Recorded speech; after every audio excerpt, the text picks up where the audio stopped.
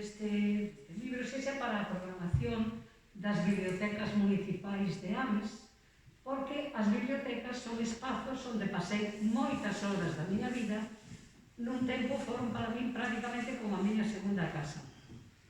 Fico, por iso, moi agradecida á Concelleira de Cultura por teimar neste acto programado, como dixemos o ano pasado, 2 veces, e que finalmente podemos realizar hoxe coas restriccións debidas. E tamén agradezo a Xoán Manuel Pérez Lijó polos aspectos organizativos do acto. Non me resulta indiferente en absoluto a presenza de Barahunda, que enche este espazo de emoción coa súa arte. Acaban de interpretar unha peza que se chama Irmandiñas e que está inspirada neste libro e que cada quen pode interpretar. Eu interpreto, por exemplo, as mulleres sen palabras, pero con voz. Sen palabras porque non as deixaban en moitas ocasións, pero con voz.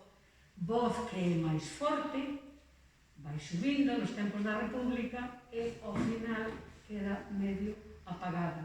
Esta peza acompañou un vídeo maravilloso que fixo o meu fillo, Pablo Cés, e que se entende onde aparecen rostros de mulleres, e un 58 segundos que quen teña interese en ver pon en internet book trailer Irmandiñas, e verá que é unha maravilla.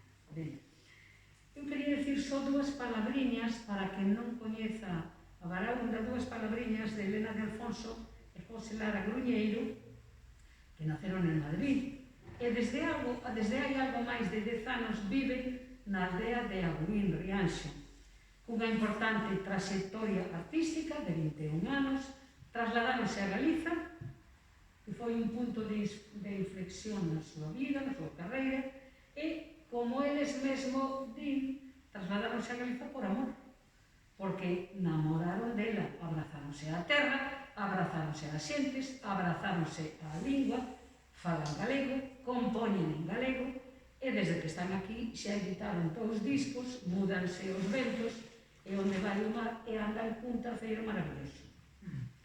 Grazas igualmente a Prudencio Viveiro Mogo, editor xeral de Lai o Vento, polas palabras fermosas que me dedicou, tamén polas palabras que antes esquecín, a Natividade, esa presentación que me encheu de emoción, e dicía que gracias a Prudencio Viveiro Mogo, editor xeral de Lai o Vento, polo seu traballo calado, rigoroso e menos visível, máis imprescindible para a editora que representa e sobre todo para as autoras e autores. Ben, e con isto xa comezo a presentar Irmandiñas.